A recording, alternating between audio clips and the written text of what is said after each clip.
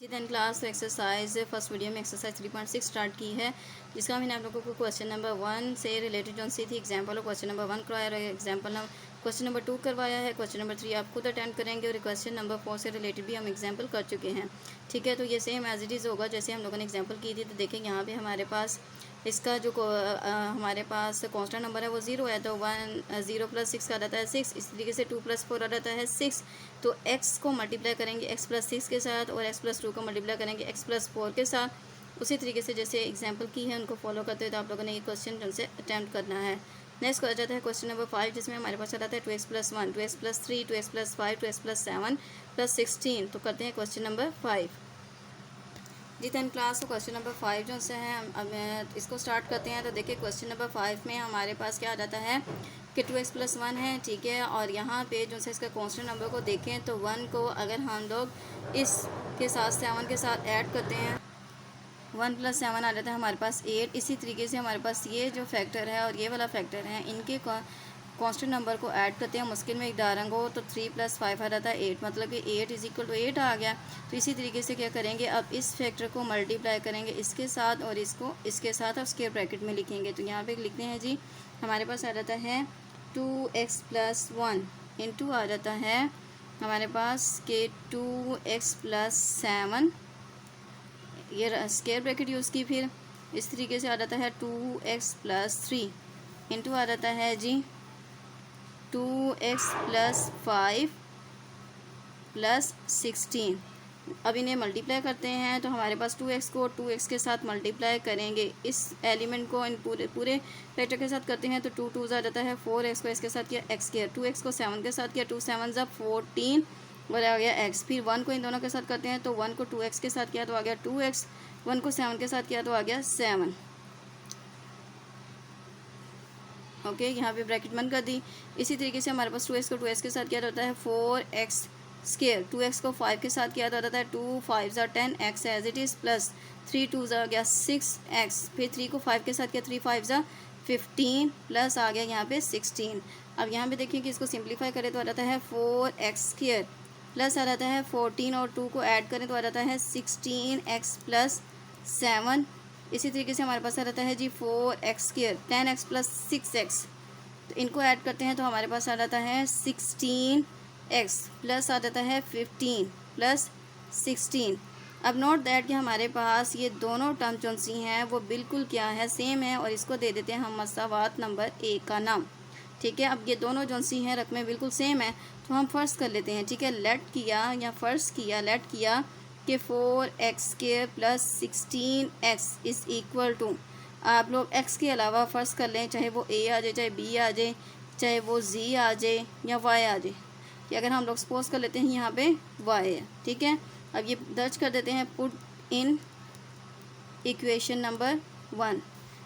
तो यहाँ पे हमारे पास इसकी जगह पे आ जाएगा जी y + 7, फिर y + 15 + 16। अब इन दोनों फैक्टर्स को मल्टीप्लाई करते हैं तो हमारे पास आ जाता है y को y के साथ किया तो y², y को 15 के साथ किया 15y प्लस आ जाता है जी 7y, और 7 को y के साथ किया 7y, 7 को 15 के साथ किया तो आता है जी 10 क्लास। तो हमारे पास आ जाता है कि 7 को 15 के साथ मल्टीप्लाई किया जाता है 105 + 16 as it is. Further simplify करते हैं तो हमारे पास जी आ जाता है कि y² आ गया है 15 और 7 को ऐड करते हैं तो हमारे पास आ जाता है 22y प्लस आ जाता है हमारे पास 105 में 16 को ऐड करते हैं तो आ जाता है 121। ठीक है, 121 जी 10 क्लास। और देखेंगे यहाँ पे हमारे पास दो दर्जी मसावात बन चुकी हैं। इसकी हम लोगों ने क्या करनी है, इसे हम लोगों ने इसकी तजज़ी करनी है, या हम इसको कंप्लीट स्केयर की फॉर्म में भी लिख सकते हैं। अगर कंप्लीट स्केयर की फॉर्म में लिखें तो यहाँ पे हम लोग जैसे कि हम लोगों ने क्वेश्चन नंबर 1 किया था कि मुकम्मल मुरब्बा की शक्ल में लिखें तो हमारे पास आ जाता है जी यहाँ पे y का square plus according to formula आ जाएगा यहाँ पे 2, फर्स्ट वैल्यू है y, सेकंड वैल्यू आखिर दरअसल किसका स्केयर बन रहा है, वो बन रहा है 11 का स्केयर।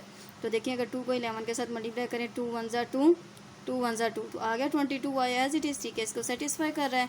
फिर 121 है, ये आ जाता है हमारे पास 11 का स्क्वायर, तो यहाँ पे हमारे पास फॉर्म बन गई है A square plus 2ab plus B square, तो इसको मुकम्मल मुरब्बा की शक्ल में लिख सकते हैं। तो वो यहाँ पे ए की वैल्यू y आ गई, प्लस साइन आएगा क्योंकि 2 के साथ प्लस है, फिर 11 इसका लिख लिया होल स्क्वायर। अब अगर हम लोग चाहें तो यहीं पे y की वैल्यू पुट करके फिर सिंप्लीफाई कर लें, नहीं तो हम लोग जो वैल्यूज़ हैं उनके इक्वल लिख के फिर पुट करके फिर कर सकते हैं। ओके, तो करते हैं जी, यहाँ पे पहले ले लेते हैं हम जज़रुल मुरब्बा, फिर उसके बाद वैल्यू पुटिंग कर लेंगे। जज़रुल मुरब्बा लेने से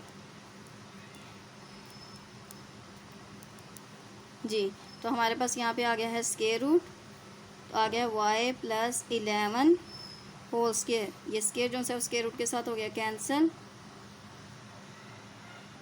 जी। 10 क्लास इसका हमारे पास आंसर ऑब्टेन हो गया। अगर जज़र मुरब्बा लिया तो आ गया है प्लस माइनस y, ठीक है, प्लस 11। अब हम लोगों ने y की जगह पे उसकी एक्चुअल जो वैल्यू थी उसको पुट करेंगे, तो हमारे पास आ जाता है y की वैल्यू थी 4x के प्लस 16, तो इसकी जगह पे पुट करते हैं तो हमारे पास आ जाता है plus minus sign as it is, तो आ गया है 4x square plus 16x plus आ जाता है 11। अगर यहाँ इस स्टेप पे आके फर्दर जो सी है मिड टर्म ब्रेक मतलब कि तजी पॉसिबल हो तो तजी की जाती है, अदरवाइज इसी तरीके से आंसर लिखा जाता है। यहाँ पे अगर हम 4 को मल्टीप्लाई करते हैं 11 के साथ हो जाता है 44। अब किसको हम मल्टीप्लाई करेंगे, हमारे पास 44 आए।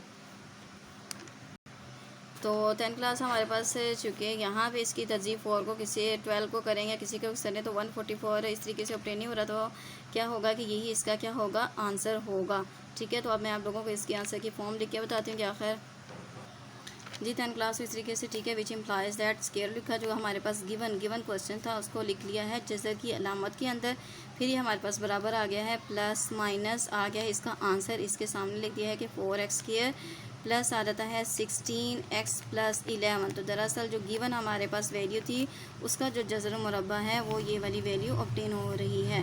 तो जी 10 क्लास आज हम लोगों ने एक्सरसाइज 3.6 स्टार्ट की, इससे रिलेटेड मैंने आप लोगों को डेफिनेशन करवाई है और क्वेश्चन नंबर 1 से लेके क्वेश्चन नंबर 5 तक आप लोगों ने तमाम क्वेश्चंस की अच्छे तरीके से प्रैक्टिस करनी है, होमवर्क करना है। ओके, अल्लाह हाफिज़।